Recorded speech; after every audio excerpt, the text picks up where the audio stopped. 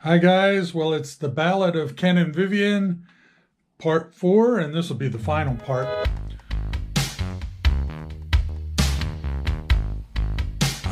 We left off last time, the last time Vivian had just passed away. So I'm going to back up a little bit before that. We were in the hospital. She had some relatives, Vivian had some relatives living here in the United States. She had an aunt and a cousin that lived in Fairfax, Virginia, which is pretty close to here, about an hour's drive. And she had a niece that lives in Jackson, Mississippi.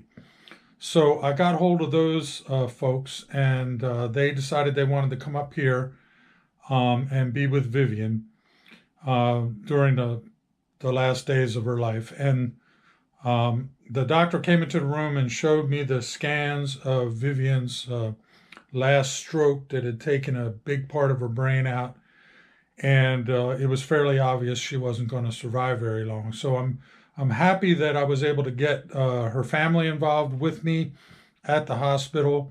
We also were able to get all the kids and her sisters and stuff in the Philippines on Facebook Messenger. We did a Facebook Messenger group thing, and they were able to see her while she was still alive, and we chatted amongst ourselves and decided what to do.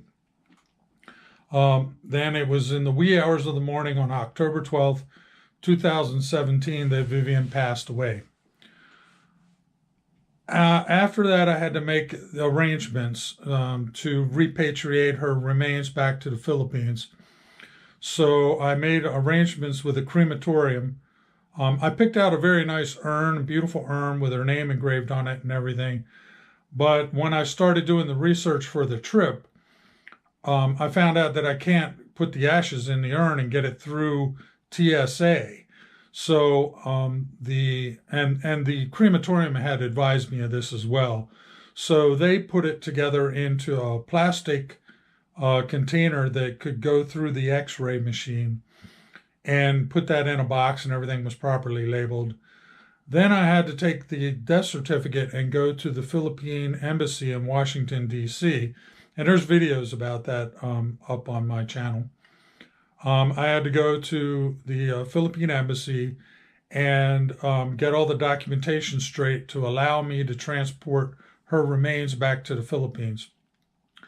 Then I had to find airlines that will allow you to carry remains on the aircraft. So I physically carried Vivian with me as hand carry luggage on the plane. I took her the entire way, all the way back until she was home again. And that's one of the few times that I did not fly with Delta and Korean Air. I think it was Air Asia or ANA or somebody like that. I had to fly from Boston to Hong Kong and then from Hong Kong to Cebu. And that was a different trip, one that I wasn't used to taking. So when I got there, of course, now a month had gone by and I had become more accustomed to the fact that Vivian was gone. But I knew her family was going to have a hard time with it when I got back to Cebu. And they did. We took her ashes to the church, and the priest blessed them and poured the holy water on them and everything. And may God rest her soul. And so all that was done. And I gave the urn to the kids and told them, if you want, you can transfer the ashes from the plastic container into the urn, which they eventually did. So, but while the family was grieving, and I had already gone through a month of grieving myself, that's when I booked that fishing trip at Siargao. So I took a detour over to Siargao for a few days with my buddy Bruce, and kind of to escape all that. And we went fishing, had a wonderful time. And then I came back, spent more time with the family before I came back home.